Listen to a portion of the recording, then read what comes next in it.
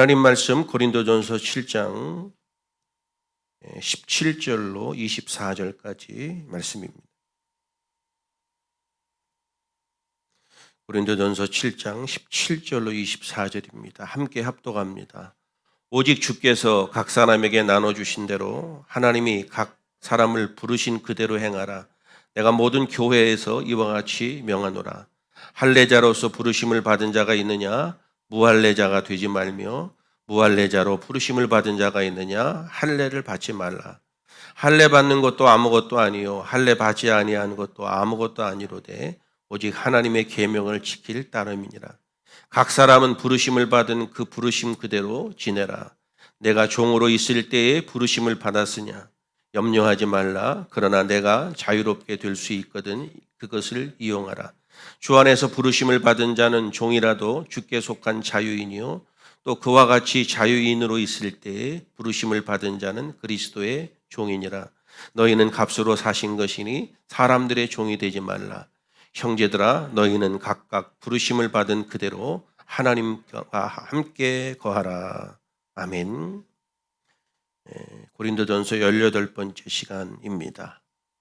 강해 설교를 하다가 보면 장단점들이 있는데, 장점은 성경을 그대로 쭉 살필 수 있다는 게 장점이고요.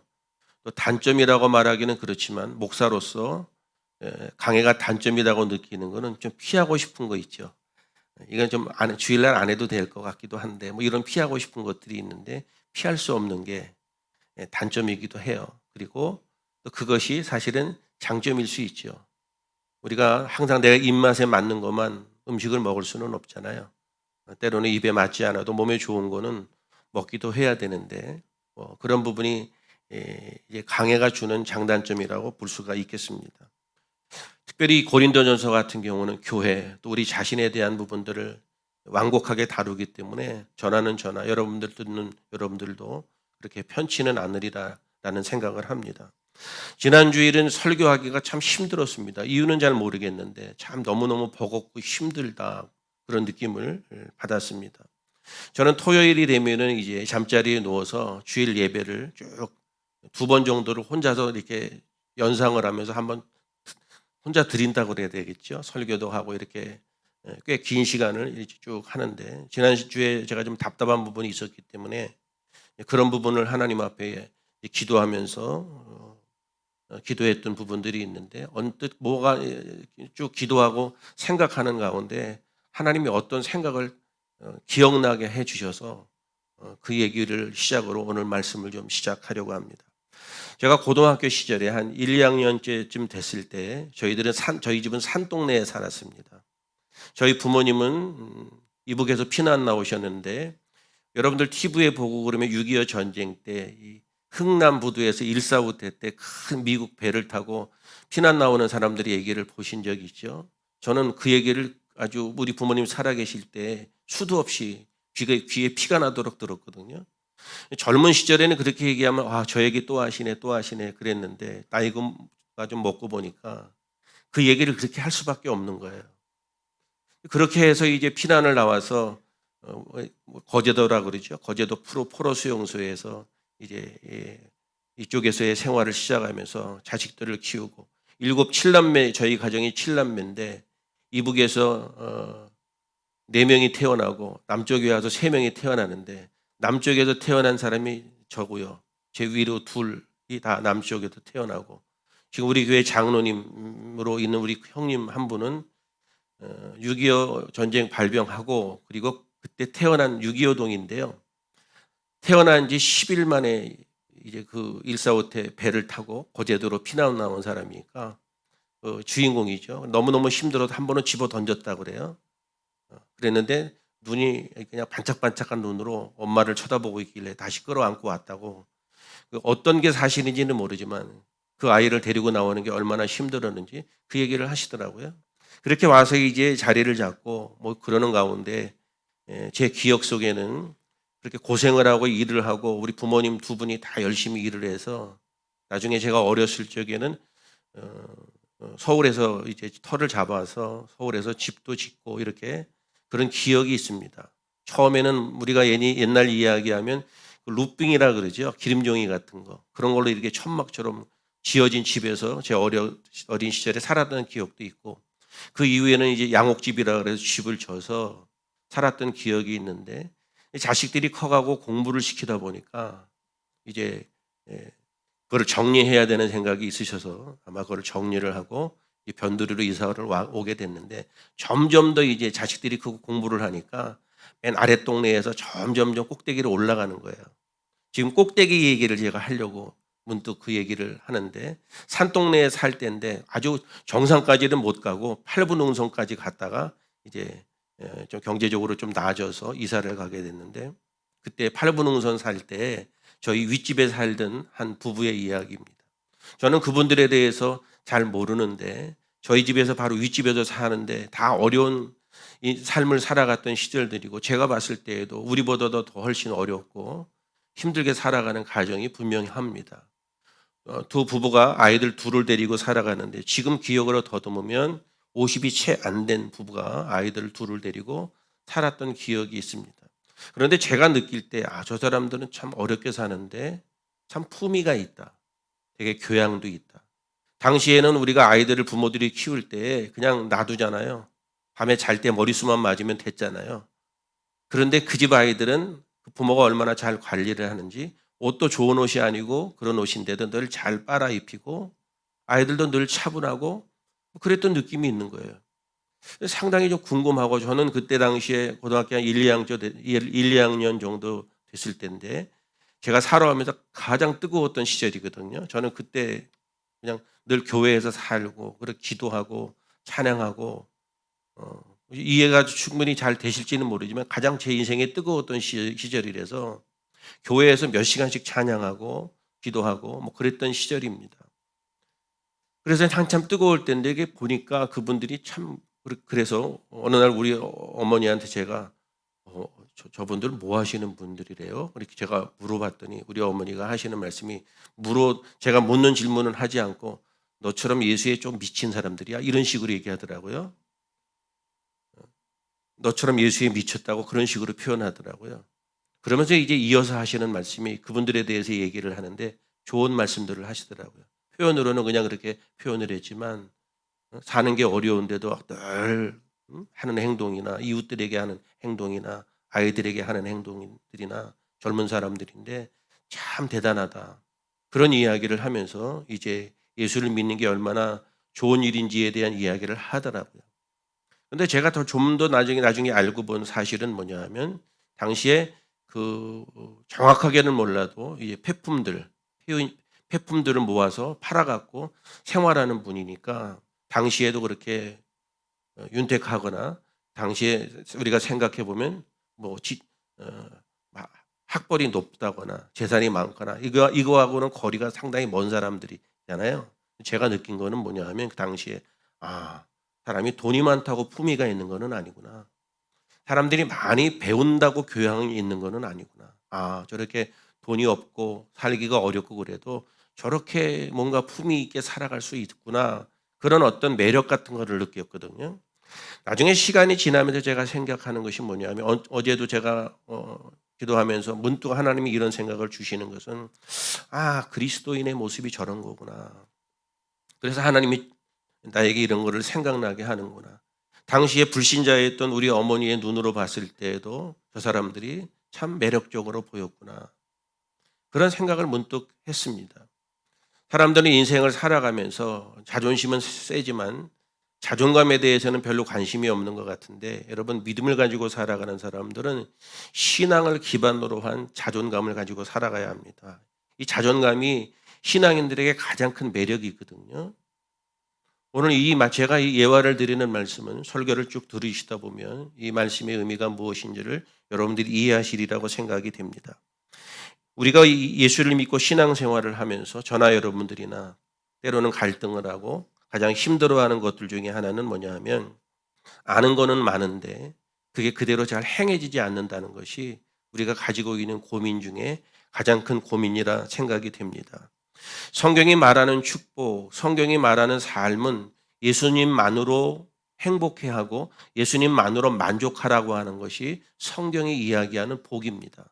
그리고 그리스도인들이 이 세상을 살아나가는데 예수님만으로 만족하며 살아가라고 하는 것이 성경의 이야기거든요. 그런데 실질적으로 우리가 인생을 살아가면서 예수님만을 나의 복으로 여기며 살아간다는 것이 얼마나 어렵다는 사실을 우리가 잘 알잖아요. 그런 부분들을 경험하고 체험하면서 그렇게 이겨내고 살아가는 간증을 하는 사람도 많지만 예수님만을 복으로 여기고 살아가는 것이 참 요즘 같은 세상에서 살기가 너무너무 알잖아요. 힘들잖아요. 아는데 잘 안 되는 거예요. 다 예수를 믿는 사람들이 예수님만이 우리에게 가장 큰 복이고 그것을 알고 살아가는 것이 신앙인의 삶이라는 사실을 다 알고는 있지만 또 세상에 나가면 돈이 좋고 좋은 거 입으면 좋고 맛있는 거 먹으면 감동하고 그렇잖아요. 얼굴에 찍어 바르는 것도 그냥 내가 바른 것보다 누가 좋은 걸 해서 발라봤더니 엄청 좋아서 가격을 물어봤더니 내가 쓰는 것보다 훨씬 비싼데 그런데 그거를 내 얼굴에 바르니까 너무 좋잖아요. 좋은 화장품을 쓰지 말라는 얘기도 아니고 맛있는 것을 먹지 말라는 얘기도 아니고 우리가 이 세상을 살아나가면서 그런 부분들이 우리에게 예수님만을 복으로 여기며 살아야 되지만 때로는 우리들의 마음들이 이 세상을 살아나가면서 진정으로 예수님만을 복으로 여기며 살아가는 것이 쉽지 않다. 그런 이야기를 제가 말씀을 하는 겁니다. 그런데 우리들의 갈등은 뭐냐 하면 그것이 사실이고 인정해야 되는데 많은 사람들이 예수를 믿으면서 그렇게 예수님만이 나에게 가장 큰 복이고 예수님만으로 나는 행복합니다. 입으로는 그렇게 우리가 말을 하지만 실제적으로 살아가는 삶의 모습은 그렇지 못하다. 이것이 신자들이 가지고 있는 이중성입니다. 저와 여러분들이 늘 고민하고 갈등하는 신앙인들의 이중성이죠. 누구나 다 그런 갈등이 있고 그런 문제를 다 안고 삽니다.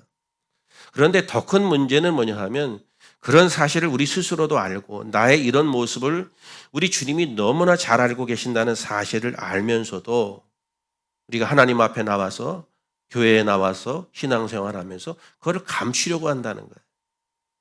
이것이 더 큰 문제라는 거예요. 내가 그런 것에 대한 갈등이 있고 주님 앞에서는 그렇게 고백하지만 내 삶에는 그렇게 살아가지 못할 때에 그때 하나님 앞에 나와서 하나님 제가 이렇게 살았습니다. 이렇습니다. 이게 두 가지의 모습이네요.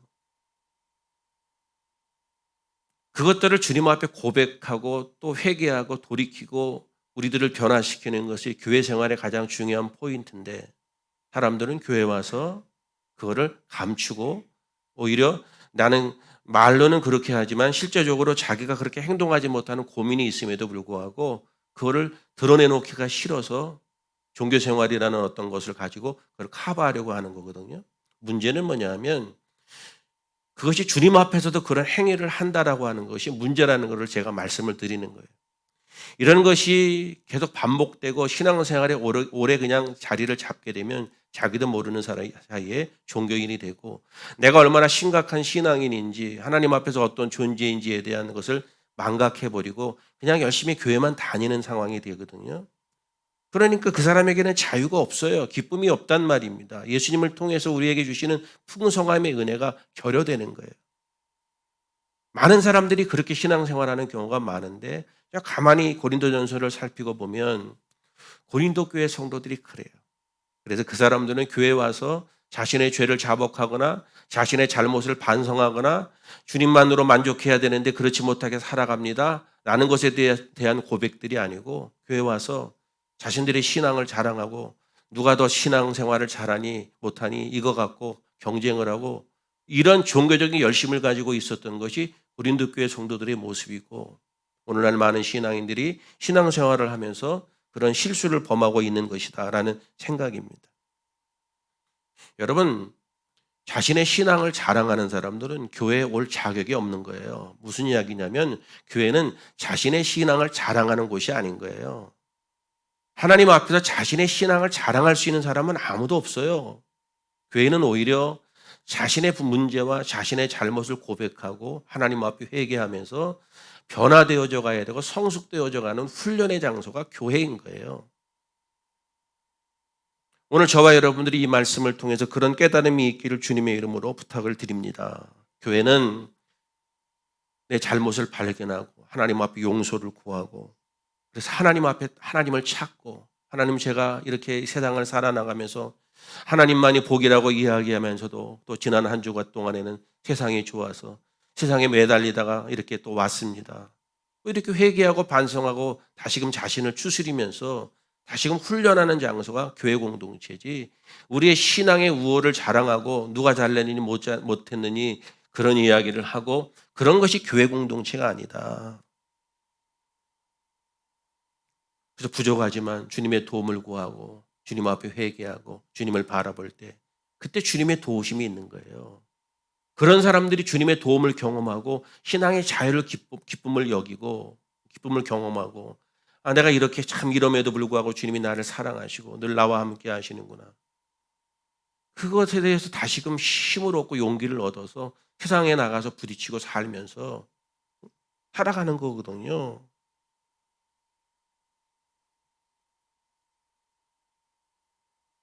여러분 우리의 신앙생활은 하나님을 보고 하는 거예요. 사람을 보고 하는 것이 아니잖아요.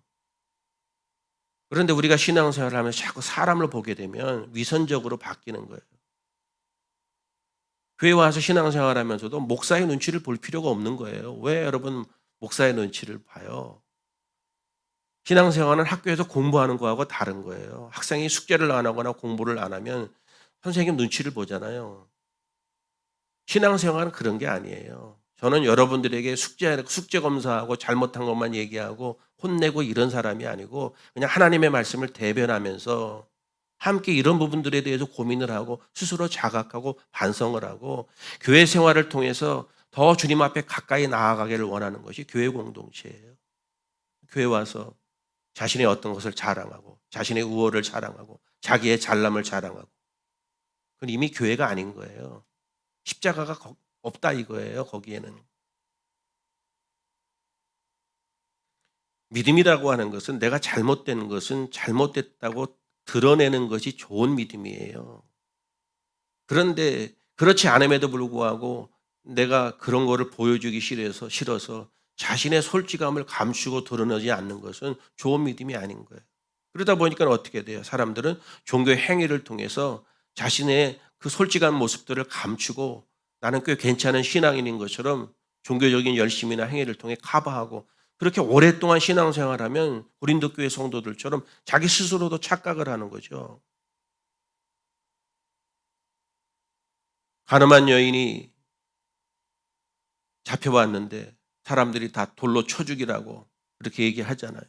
우리가 잘 아는 것처럼 예수님이 죄 없는 자가 돌로 먼저 치라고 그러니까 사람들이 다 피했잖아요. 그 스토리가 우리에게 주는 것은 뭐죠? 어느 누구도 어떤 누구를 정죄할 수 있는 자격이 있는 존재는 없다. 인간은 죄된 몸으로 가지고 태어나서 누구에게 우월감을 갖거나 자기가 잘났다고 표현할 수 있는 존재가 아니다. 이게 예수님이 오셔서 복음이라는 것을 통해서 끊임없이 얘기하는 주제가 그거거든요. 네 눈에 들보를 봐. 왜 다른 사람의 티를 보는 거야? 복음의 줄거리가 다 그런 거 아닙니까? 교회는 우리의 신앙을 자랑하고 우월감을 갖는 공동체가 아니고 교회를 통해서 뭐예요? 훈련하고 우리 자신들의 죄와 잘못을 반성하고 더 주님과 교제하기를 함께하는 그런 사람들이 모인 공동체가 교회이잖아요. 우리는 누구를 정죄할 수 있는 위치에 있는 사람이 아니에요. 설교자의 가장 힘든 게 그거거든요. 여러분이나 저나 다 도끼인 개낀이에요. 그런데 하나님이 저에게는 이런 사명을 주셔서 이렇게 말씀을 전하지만 제 입장을 좀 생각해 보셨어요? 편치는 않아요. 그런데 분명한 것은 뭐예요? 하나님 앞에서 우리가 늘 솔직하고 우리의 죄임을 이야기하고 이 세상을 살아나가면서 믿음으로 살아가기가 어렵고 예수님만 복으로 여기고 살아가기가 너무 힘든데 그걸 주님 앞에 나와서 참 힘듭니다. 주님. 정말 주님만으로 복으로 여기고 살아가는 믿음을 주세요. 이런 것들에 대해서 다시금 힘을 얻고 추스리는 것이 교회라 이거예요. 내 삶이 힘들고 어려고 지친데 다시금 교회 와서 주님으로 힘을 얻고 그래도 여전히 나를 사랑하시는 주님 때문에 내가 삽니다. 그리고 삶의 현장으로 나아가는 거잖아요. 사람들은 자꾸 자신의 신앙의 약점을 감추려고 하는 그런 모습들이 있습니다. 그렇게 감추다가 보면은 어떤 부작용이 생기는가 하면은요, 자꾸 핑계가 나옵니다. 어떤 핑계가 나오냐 하면 자꾸 환경을 탓하고 자기의 상황 때문에 자기가 이럴 수밖에 없다는 이야기를 하게 되죠. 제가 목회를 해보니까 사람의 마음들이 비슷한 것 같아요. 그런 어떤 과정들을 겪는 것 같아요. 그래서 그것이 아니다 싶었을 때 조금 얘기하기도 하지만 사람들이 그거를 스스로 자각하고 벗어나는 일이 참 어려운 것 같아요. 사람들마다 다 어떤 유형들이 있는데 유형들마다 조금 다르지만 사실은 가만히 들여다보면 사람들이 대체적으로 그런 것 같아요. 환경을 탓하거나 누군가를 탓하거나 자신의 처지 때문에 자기가 이렇게 신앙생활을 잘 하지 못한다고 핑계를 대는 것 같아요. 솔직하지가 않은 것 같아요. 예를 들면 어떤 분이 자꾸 바빠서 교회에 나오지 못하면 본인이 생각할 때 바빠서 못 나온다? 돈 벌려고 바빠서 못 나오는 경우도 있거든요. 그러면 솔직하게 이렇게 얘기해야죠. 주님, 제가 요즘에 돈이 좀 좋아갖고 돈 버는 일에 좀 바빠서 자꾸 교회를 멀리 하는데 이 큰일 났습니다. 주님 좀 그렇지 않게 해주십시오. 이게 솔직한 거죠. 사람들이 다 그렇게 얘기하지 않아요. 어떻게 얘기하냐면요. 이렇게 얘기를 해요. 주님, 제가 좀 마음은 그게 아닌데요. 제가 요즘에 너무 바빠갖고 교회 잘 못 나옵니다.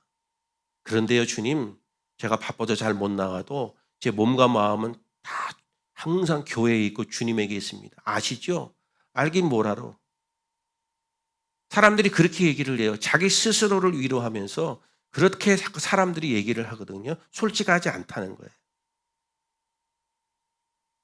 저도 마찬가지, 여러분들도 마찬가지 다 그런 거예요. 안식이라 그래가 과거에 사역하면서 제가 안식을 좀 가졌던 시간이 있는데 주일 예배는 꼭 참석하지만 주중 예배 안 참석하고 숙소에도 있고 이러니까 좋던데요. 아, 이래 갖고 한 몇 달 살고 그러면은 교회 안 나가는 거 쉽겠네, 목사도. 주일날 아침에 시간 맞춰 갖고 예배당 가는 일이 쉽지 않더라고요. 사역의 현장에서 설교자로서 서 있을 때에는 그게 그렇게 너무나 당연한 일이지만 오늘 내가 설교도 안 하고 예배에 참석해야 된다고 생각하니까 주일날 예배 시간 맞춰서 오는 게 쉽지 않던데요. 쉽지 않더라고요. 그리고 오늘은 어느 교회에 가야 될까 막 이런 고민도 있는데 쉽지 않더라고요. 사람들이 뭐가 바빠 갖고 교회를 잘 못 나오면 사실은 돈 버느라고 못 오는 것은 돈이 더 좋은 거 아니겠어요? 주님이 더 좋으면 와야 되잖아요. 돈이 더 좋은 거 아니겠어요? 이 얘기가 잘 모르시는 분들도 가끔 계시는데 그럴 때는 어떤 얘기를 하면 아냐면 본인이 뭐 제일 좋아하는 거 지금 연애 중이라든지 뭐 이런 거 얘기하면 무슨 저 카지노에 빠졌다든지 그러면 어떻게 해서든지 거 가잖아요. 사람들이 그렇게 얘기하잖아요. 주님, 제가 요즘에 돈 버는 일에 바쁘고 이래 갖고 잘 못 나오는데 이게 참 그렇게 하나님 앞에 솔직하게 얘기해야 되죠. 진심으로 주님을 사랑한다면 장애물은 없는 거예요. 그래서 사람들은 자꾸 자신의 상황이나 형편에 핑계를 대서 하나님 앞에 솔직하지 않다는 거예요. 여러분 지금 제가 얘기하는 것은 교회에 나오느냐 안 나오느냐가 주제가 아니에요. 우리의 상태, 우리의 마음을 얘기하는 거예요. 우리의 부족함이 있다면 감추려고 하지 말고 그대를 있는 그대로 내어놓고 주님의 도움을 구하며 살아가는 것이 신앙생활의 중요한 자세다.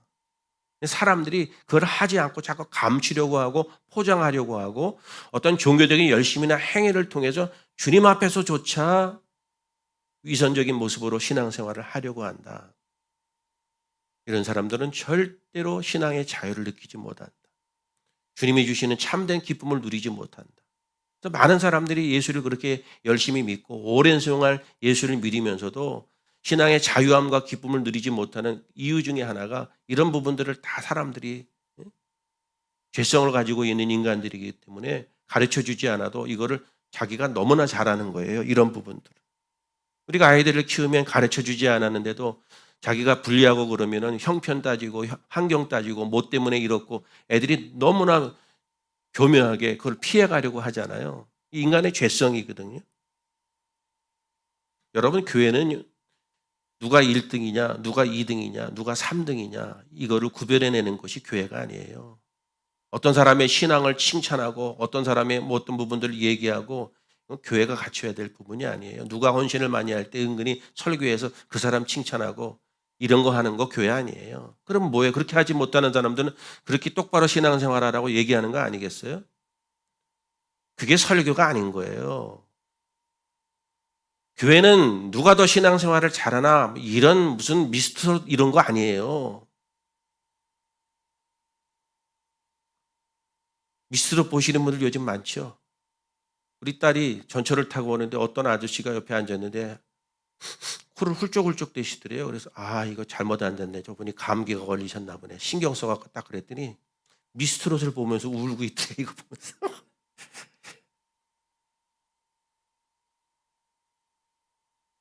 세상에 낙이 없으니까 요즘 분들이 이렇게 트로트에 빠지셔가지고.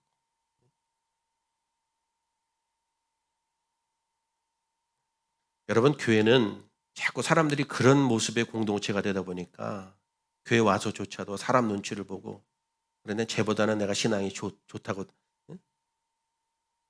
자신의 정체를 드러내지 않으려고 하는 부분들이 교회 안에 벌어지게 되는데 그러면 은혜가 사라지는 거예요.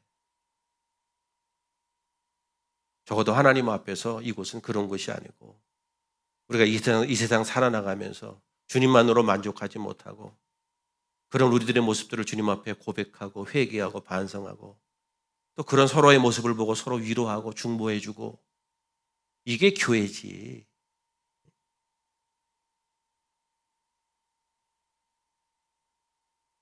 여러분, 오늘 본문의 이야기가 바로 그 얘기거든요. 오늘 본문의 중점적인 표현은 뭐냐 하면 각 사람이 부르심을 받은 그 부르심 그대로 지내라. 그 얘기가 오늘 말씀의 가장 중요한 주제거든요.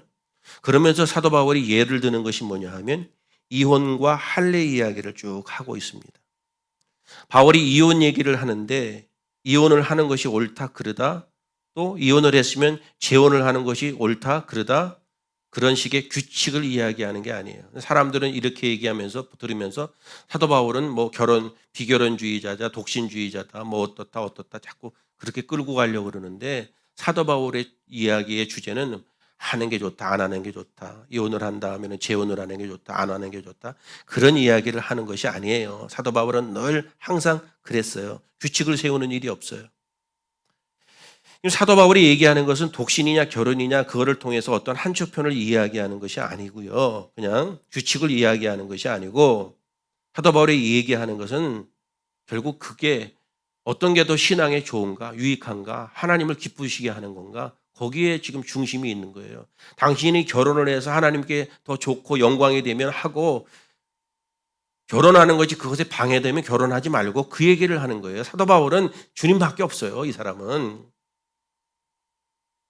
결혼을 하는 게 좋으냐 안 좋으냐 어느 게 더 그런 얘기를 하는 것이 아니에요. 이 사람은 끊임없이 하나님을 기준으로 생각해서 하나님 앞에 하나님께 영광을 돌리고 하나님을 신앙하는 데 방해가 된다면 결혼하지 마. 그런데 그래도 하나님께 영광이 된다면 하는 거 좋아. 뭐 이런 얘기를 쭉 하는 거예요. 이혼 얘기도 마찬가지예요. 바울은 어떤 규칙을 세우지 않았어요.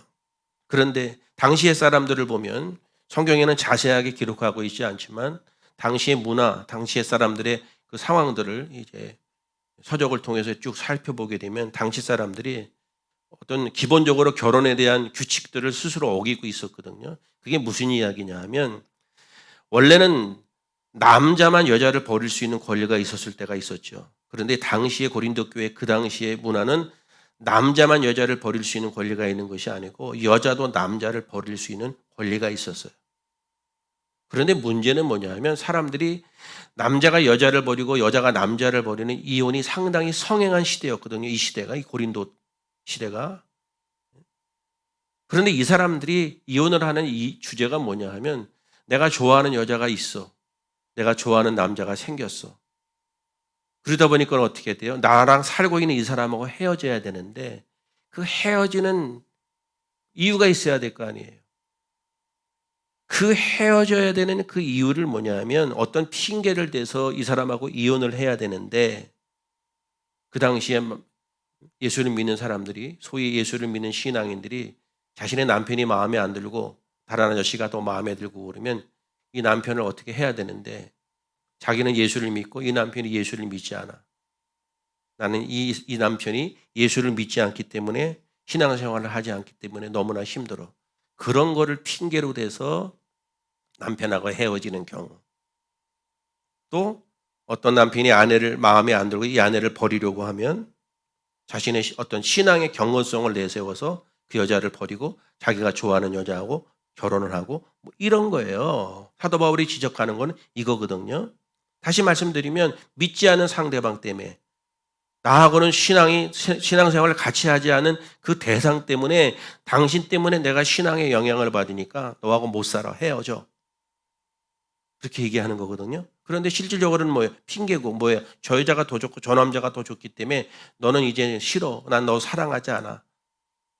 그런데 그렇게 얘기하기가 너무 어려우니까 경건성을 이유로 신앙을 이유로 그런 행동을 하는 사람들이 고린도 교회 안에 많았다 이거예요. 사도 바울이 지금 그 얘기를 하고 있는 거예요. 여러분 우리가 신앙생활을 하면서 다 부부가 함께 다 신앙생활을 잘하면 좋지만 그렇지 않은 경우도 있죠. 그렇죠? 그런데 저도 사역을 하면서 그런 얘기를 많이 들은 적이 있는데 믿지 않는 남편 때문에 내가 신앙생활을 제대로 하지 못한다는 이야기 무지무지하게 들었어요. 또 한 걸음 더 나아가면 믿지 않는 아내 때문에 예수 믿기 힘든 경우는 훨씬 더 커요. 남편이 예수 안 믿으면 더 쉬워. 여자가 예수 안 믿고 남편이 예수 믿으려면 그거 진짜 아주 그냥 고난에 그런 고난이 없어. 정말 힘들어 하더라고요. 그런데 실제적으로 믿지 않는 남편 때문에 믿지 않은 시댁 식구들 때문에 내가 교회 다닌다는 교패 하나 못 붙이는 사람도 있어요. 그거를 충분히 이해를 하고 인정하죠. 그런데 사람들이 그것이 너무너무 힘들다고 그 남편을 포기하고 이혼하는 경우도 있겠지만 그런데 거기까지는 가지 않더라도 이 사람 때문에 내가 신앙생활이 너무너무 힘들어서 예수를 잘 못 믿는다고 내가 예수를 잘 못 믿는 이유를 바깥에서부터 찾는 그 태도가 바람직하지 않다는 얘기를 하는 거예요. 신앙생활하지 않는 남편 때문에 신앙생활하지 않는 가족들 때문에 힘들었던 사람들이 무지무지하게 많아요. 그런데 그런 힘든 사람들 때문에 그것을 신앙으로 극복하고 하나님이 내게 주신 소임으로 생각하고 그거를 잘 참고 견뎌서 그거를 정말 간증처럼 만들어내는 사람들도 의외로 많거든요. 그런데 그렇게 살아왔던 사람들이 열이면 한둘 정도 될까? 대부분의 한 8 정도는 나는 누구 때문에 시어머니 때문에 남편 때문에 아내 때문에 누구 때문에 신앙생활을 잘 못해라고 환경이나 외부적인 이유 때문에 자신이 이렇게 신앙생활을 하지 못한다고 말하는 사람들이 훨씬 비율이 크다. 오늘 우리 얘기로 끌고 왔을 때 우리가 그걸 극복해야 되는 거예요. 그건 이유가 되질 않아요. 사도 바울이 지금 그 얘기를 하는 거예요. 고린도 교회 사람들은 얼마나 갈 때까지 갔냐면 경건성 때문에 당신이 예수를 잘 안 믿기 때문에 난 너하고 못 살아. 그렇게 헤어지는 거거든요. 실질적인 본 마음은 뭐예요? 저 여자가 더 마음에 든다는 거 아니에요. 위선적인 태도를 가지고 그렇게 행동하는 그것을 사도 바울이 이야기를 하는 거죠. 이것이 우리의 이야기로 끌고 오면 자신의 신앙의 약함을 외부적인 환경에서 오는 이유로 끄집어대게 되면 고린도 교회 성도들과 다를 바가 없다. 16절 한번 올려주시기 바랍니다. 16절에 보시면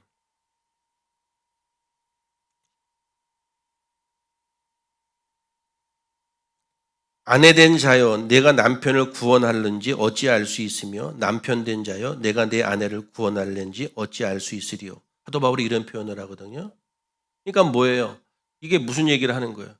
지금 사람들이 고린도 교회 성도들이 신앙 때문에 남편을 버리기도 하고 아내를 버리기도 하는데 사도 바울이 뭐라고 얘기하냐면 너를 통해서 저 남자가 구원받고 너를 통해서 저 여자가 구원받을지 너 어떻게 해? 알아? 하나님이 너에게 그런 소명을 주실지 어떻게 알아? 그럼 네가 어떻게 함부로 네가 마음에 드느니 안 드느니 그렇게 결별을 이혼을 할 수 있어? 그 얘기를 하잖아요. 믿는 너를 통해서 그 사람이 구원받을 수 있어. 그 이야기를 하면서 그렇게 하는 행동들이 잘못되었다라고 하는 것을 사도 바울이 얘기하는 거예요. 여러분 이 이야기는 혹시 오해하실까 봐 말씀드리는데 예수 믿지 않는 불신자와 결혼을 해도 장려하는 것처럼 허용하는 것처럼 그렇게 이야기하는 것은 아닙니다. 저도 개인적으로 불신자와 결혼하는 것에 대해서 기본적으로 반대합니다. 그런데 할 수 없는 것은 뭐예요? 둘이 너무 좋다 그러면 할 수가 없지. 좋더랬는데 어떻게 해? 못 말리지. 여러분들이 부모님들이 기독교인이라고 해서 여러분들 자녀가 사랑한다고 누구를 데려왔는데 신앙생활 안 한다고 끝까지 말릴 수 있을 것 같아요? 끝까지 말려서도 안 되니까 둘이 죽고 못 산다면 할 수 없는 거야. 다만 우리가 분명히 이야기해 줘야 되는 것은 뭐냐 하면 그런 선택을 했을 때 내가 예수를 믿는 내 자녀가 예수를 믿고 새로운 사람을 맞이하는 그가 예수를 믿지 않을 때 너희들이 너무 좋아하니까 내가 허용은 하지만 분명히 내가 이야기하는 것은 너는 신자로서 신자이지 않은 배우자를 만나게 되니까 평생 네가 져야 될 의무가 있고 책임이 있다는 것은 기억해도 나중에 그것을 핑계로 삼아서 네 믿음이 어쩌고 저쩌고 얘기하든지 이 사람하고 못 살겠다고 얘기하든지 그런 이야기를 미리 해줘야 돼요.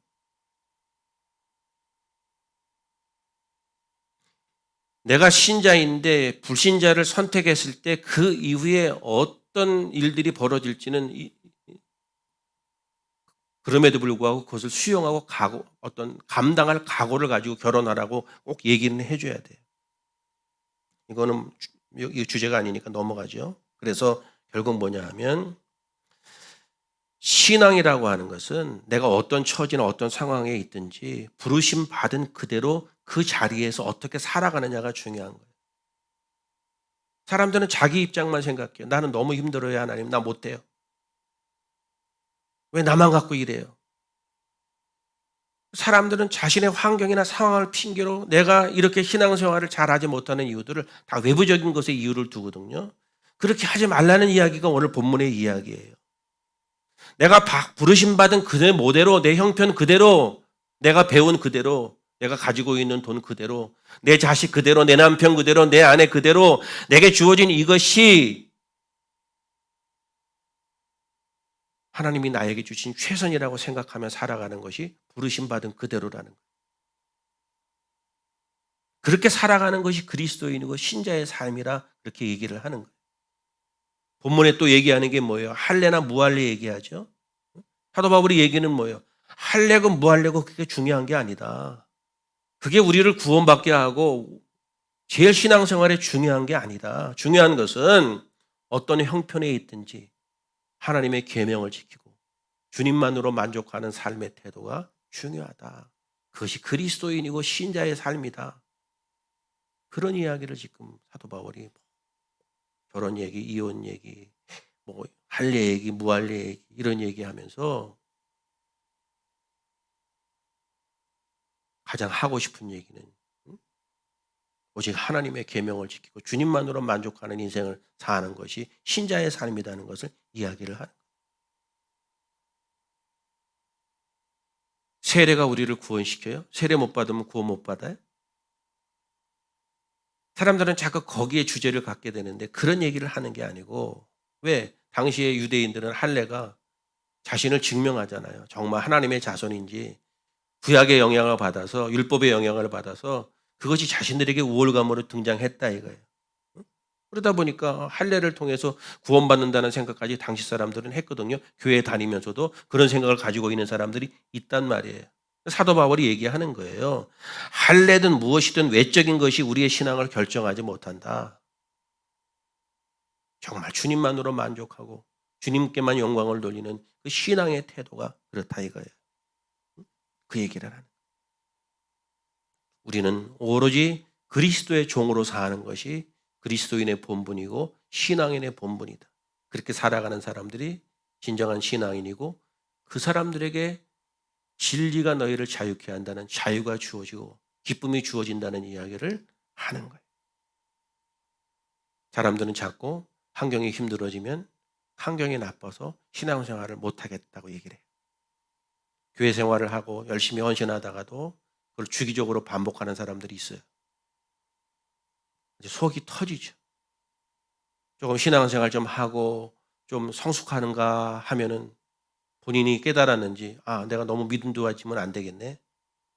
한번 시험에 일단 한번 들어야 되겠다. 그렇게 해서 한번 시험에 들었다가 다시금 자기의 신앙 생활에 적정선을 유지하고 또 이건 아니다 싶고 또 열심히 또 신앙생활 하다가 본인이 좀 믿음이 좋아질 만하면 안 되겠다 이거 또 시험 한번 들어야지. 아주 속 터져요. 속.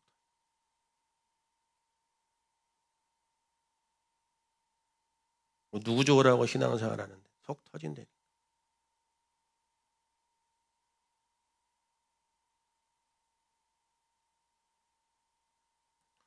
공부 못하는데 환경이 탓하고 환경 탓하고 연필이 나쁘다느니 누구네는 샤프 쓰는데 나는 연필 맨날 깎아 써야 된다는 등. 공부 잘하는 애는 그거 신경 쓸 겨를이 없어요. 환경을 탓해. 공부를 잘하는. 환경이 어떻든 관계없어. 공부를 잘하니 잘해요 그런 사람. 여러분 우리의 환경은 하나님이 우리에게 주신 상황이에요. 다 이 상황이 내가 환경이 이래서 잘 못하고 이렇게 이 정도의 환경만 돼도 내가 하나님을 잘 믿겠네. 이런 태도는 지금 내가 신앙생활을 잘 못하는 거는 하나님 책임이라는 얘기예요. 가만히 그 얘기를 재판관 저기 법정으로 끌고 가면 그 얘기가 그 얘기인 거예요. 내가 지금 신앙생활 잘 못하는 거는 하나님이 이딴 환경을 나에게 주셔서 신앙생활 잘 못하겠다는 얘기잖아요. 사람들은 그런 잘못을 할 때가 많거든. 자꾸 다른 사람하고 비교하면서 하나님이 불공평하다고 생각하고 불만이 터져 나오고